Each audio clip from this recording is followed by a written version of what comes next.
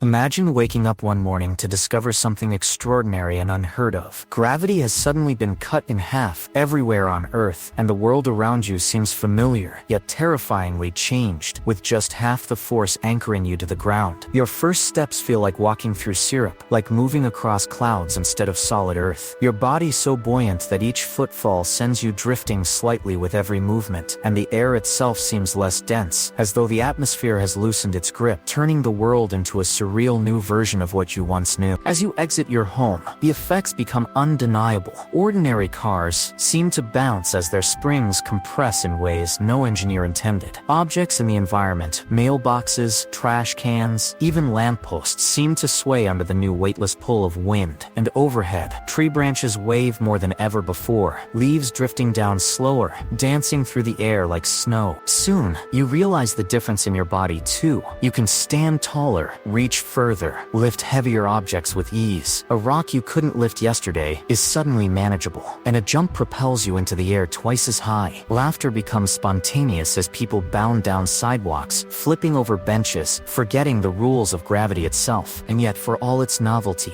half gravity reveals its price. Rain, once a gentle drizzle or steady downpour, now falls like slow droplets that hang in the air before drifting down, teasing us with its path. Rivers slow too, their currents less urgent. Currents once navigable now sluggish. Airplanes designed for known lift and drag forces struggle to climb, their wings no longer producing expected lift. Engines sputtering as engineers race to adjust flight algorithms on the fly. And in the sky above, birds take the news in stride, gliding higher, drifting farther, but struggling to manage maneuvers built for denser air. On city streets, architecture begins to rebel. Tall buildings, engineered under a heavier gravity, experience less load, but the sway of wind at half gravity feels unnerving. Bridges that previously endured the weight of daily traffic now bounce with every car, and skyscrapers begin to flex unpredictably as resonance frequencies shift, causing alarms at structural safety panels across the world. Sports change overnight. Record-breaking jumps, longer throws, slower drop shots. Athletes release constraints they never knew they were under. Basketballs arc so slowly that precision becomes paramount. Sprinters flail for grip as they race across tracks, built for denser ground, but the triumph of a 20-foot vertical leap feels superficial when airports can't handle the new aerodynamic realities. But the consequences grow darker. Water in fountains defies gravity as it arcs much higher, then hovers before returning in elongated trails. Swimming pools now simulate low-flow currents, swimmers needing to adapt strokes to prevent drifting upwards, and tidal systems carefully orchestrated by the moon and Earth's gravity begin to ebb and flow differently, causing coastal shifts in water levels at unexpected rates, swaying between daily and seasonal irregular harmonics that wreck fishing nets, marine life habitats, and shoreline stability. Geophysicists sound the alarm. Magma chambers, previously sustained by heavy pressure, begin to accumulate more freely. Volcanoes become unpredictable, their eruptions less explosive in some regions, and more dangerous in others. Earthquakes, triggered when plates shift under stress, lose some intensity in faults, yet trigger new tremor modes as rock tension adjusts to the lighter pull. Seismic sensors ring with unfamiliar patterns as the planet itself begins to flex under its relieved burden. Our atmosphere starts to act strangely. Towering cumulonimbus clouds rise higher in looser air, thunderheads reaching altitudes jets have never seen before. Lightning arcs differently, crackling in ethereal flashes. Thunderstorms become silent, a mismatch of electricity and thin gas, and potentially more dangerous as microweather zones destabilize rapidly. Plants must adapt or die. Trees bereft of full gravity grow taller, but their trunks thin, and roots struggle to stability in soil, no longer compressed to the same density. Fields of wheat drift under gentle breezes, stiff stalks bending as if in constant surrender. Vines stretch skyward, but can't bear fruit that used to hang per plant. Farmers scramble with supports, redesigning trellises to hold crops in place. Animals, too, feel the change. Wolves leap farther, deer spring higher, but smaller creatures like insects, spiders, and flightless birds spin into spirals as their instinctual muscle calibrations shatter. Ecosystems tip as creatures designed for one gravity suddenly battle with altered buoyancy. Predators miss prey by feet. Prey escape too easily, but also feel exposed. Confusion spreading through ecological food chains. In our homes, every day requires recalibration. You need new kitchen designs. Utensils fall differently. Coffee pours in slower rivulets.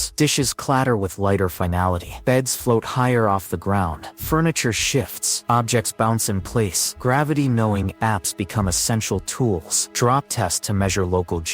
Construction crews begin reinforcing everything, re-rigging ceilings with nets and straps to prevent furniture from floating during the night, or even daytime gusts of wind. Industry fights back. Mining companies adjust drills and presses to work in new loads. Factories recalibrate conveyors. Automakers revise suspension and structure to keep vehicles glued to half-gravity roads. Air conditioning units get smaller filters. Combustion engines lose power as atmospheric pressure drops with less gravitational pull. And the world's military tanks, missiles, drone flight must completely redesign their strategies. Bullets are differently. Missiles travel far but drift. Bombs fall slower and spread energy unpredictably. Over the months, we adapt. We invent exoskeleton suits to simulate extra gravity for heavy tasks. We create grav floors in gyms and offices, mechanical tiles that press against soles to restore weight. We craft airflow shields to clear clouds around aircraft wings. Children born after the shift grow taller. Frames become thinner, cartilage more elastic. Our species begins to evolve visibly in just a generation. But evolution alone won't protect future generations from half-gravity's drawbacks. Life expectancy triggers shift. Astronauts feel stronger than Earth-born before, but return teams after exposure to half-gravity experience bone density loss. Not enough to die, but enough to fracture unexpectedly. Medical centers rig loading docks to simulate full gravity for fragile patients, and surgeons operate on lighter gravity bodies, discovering your blood doesn't settle the same way. Heart pressures change. Veins collapse under lower weight. Treatments rewrite with new physiologic baselines. On a global scale, the geopolitical division becomes stark. Wealthier nations race to build gravity preserves, sealed domes with full gravity zones for premium living. Others can't afford them, leaving communities drifting in the half-gravity transition. Inequality takes on a literal dimension. The poor float, the rich walk. Meanwhile, scientists theorize that this isn't random. It was triggered by an astronomical event. A rogue dark matter cloud enveloped Earth, altering gravitational constant in localized space. And now humanity races to reverse engineer technology that can restore gravity. Superconducting weight generators, orbital mass relocation projects, antimatter reactors. But even as we fight back, the world has changed irrevocably. Our bodies, our cities, our minds have begun adapting to half-gravity. And in this halfway world between Earth's past and something new, humanity must ask, do we even want to return? Because once you've soared above a 10-foot ledge without risk, or lifted a car in seconds, the memory of full gravity begins to fade. And the question lingers, what if this is progress? And so, with Earth still under half its former weight, we stand at a crossroads. Do we scramble to regain what was lost? Or do we forge ahead into our lighter future, and embrace a world that defies the gravity we once thought unbreakable?